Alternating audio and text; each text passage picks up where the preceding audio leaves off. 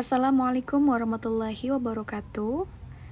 Perkenalkan, saya Rodia Ulinisa dari kelompok 5 dengan NPM 23531993 akan mempresentasikan hasil diskusi dari kelompok kami dengan judul Azure Model Requires Learners Participation, teknologi baru dalam pembelajaran dan pengajaran. Di sini terdapat anggota kelompok kami yaitu Ibu Sela Verika dengan NPM 23532000. Kemudian ada Ibu Ahla Nafila dengan NPM 23531846. Kemudian Ibu Dwi Aryani dengan NPM 23531888 dan Ibu Diah Puji Astuti dengan NPM 23531881. Dan di sini saya akan mempresentasikan hasil diskusi kelompok kami yang membahas tentang The Azure Model. Model Azure ini merupakan model yang dapat digunakan untuk merancang pembelajaran yang mengintegrasikan teknologi, sehingga pembelajaran dapat berlangsung efektif. Karena tidak dapat dipungkiri bahwa sekarang adalah eranya teknologi, sehingga sebagai seorang guru yang responsif terhadap perkembangan dunia teknologi, kita juga harus bisa mengimbangi peserta didik kita yang merupakan digital learner atau pembelajar yang menggunakan digital. Namun, model Azure ini juga bisa diterapkan guru ketika tidak menggunakan teknologi. Nah, kata Azure merupakan akronim. Huruf A itu merupakan yang dimaksud dengan sumber belajar di sini atau resources adalah memilih teknologi, media, dan materi pembelajaran yang bagus dan sesuai dengan peserta didik kita.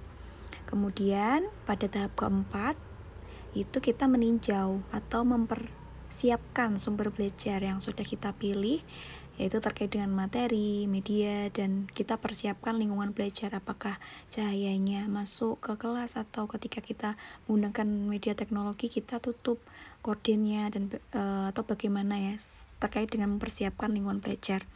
Nah, selanjutnya langkah model Azure yang akan saya presentasikan yaitu tahap R atau Require Learner Participation atau partisipasi peserta didik.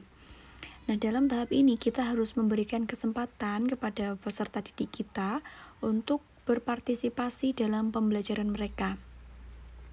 Nah, kesempatan untuk berpartisipasi ini dapat kita berikan dengan cara memberikan atau memfasilitasi peserta didik untuk bertanya, memberikan pertanyaan juga bisa.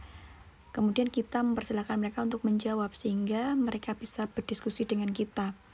Kita juga bisa memberi kesempatan mereka untuk berdiskusi dengan peserta didik lainnya atau melakukan permainan atau juga dengan presentasi. Nah, partisipasi peserta didik yang dirancang oleh guru ini diharapkan dapat memunculkan inovasi, kemudian mendukung kerjasama, membangun keterampilan literasi informasi, mengembangkan keterampilan berpikir tingkat tinggi, kemudian menggunakan perangkat lunak atau software pendidikan untuk melakukan praktik atau menggunakan media lainnya untuk praktik seperti ular tangga atau media manipulatif lainnya.